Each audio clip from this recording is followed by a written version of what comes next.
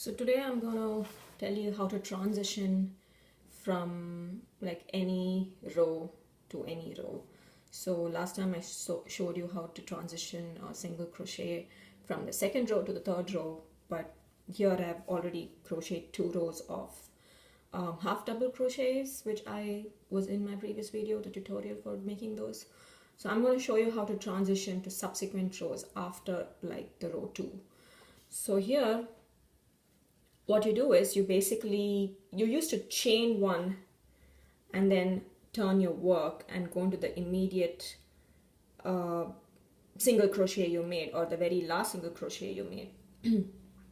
But now what you're going to do is, since half double crochet is a slightly taller stitch, you need to make more than 1 chain, which is basically 2 chains.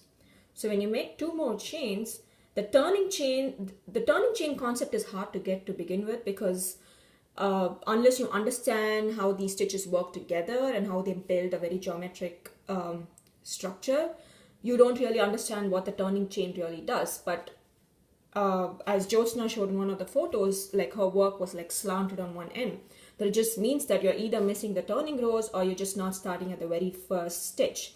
And this is where stitch markers can come to like very brilliant use, because if you can't keep track of where you did the first stitch and the last stitch of a particular row, you can just put 2 stitch markers on either of these 2 stitches, and then just like don't have to worry about finding them again, because you know that once you hit the stitch before the stitch marker, you know that you're almost at the very end of the work.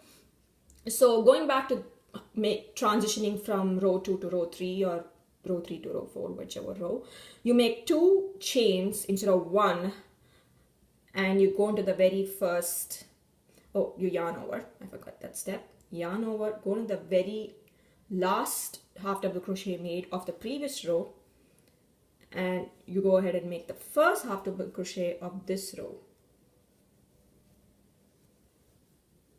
So look how the turning chain nicely like snugly fit over here. So that means that you're giving a proper height to build the next row. If you didn't, then your work will be like stretched out and slanting and all weird. So from the next stitch onwards, it's pretty much straightforward. So do that, yarn over 3 loops, and then pull through all. I'll demonstrate this again. So you're at the very end of your previous row. You made the last half double crochet. You chain 2 and turn your work, that is, put everything on one side, which is the left side, and then yarn over, go into the very first stitch that you see, or the very last half double crochet you made of the previous row, and make your first half double crochet. So go ahead.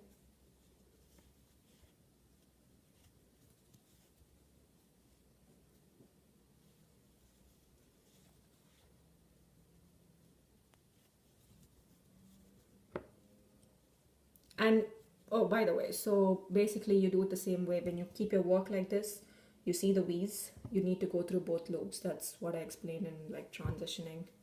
I mean, you don't just go through one loop, you go through both after building onto the foundation chain. So again, yarn over this V, go through, because in half double you can get confused. You can get thrown over by this V that you see by keeping the work facing this way, but what you need to do is go through the V that you see from the top view when you keep your work sort of like this way. So be very careful how you insert the hook. That's very important, because if you did go through, say, these 2 stitches, it will be really hard, number 1, to get through them. So you just go intuitively to the top of the stitch. Yarn over, I always keep forgetting that.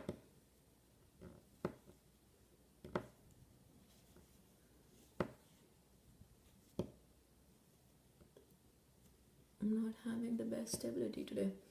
So yeah, can you see that? It's building pretty neatly, and you will get these nice rich effect on half double crochet. Hope you enjoyed it.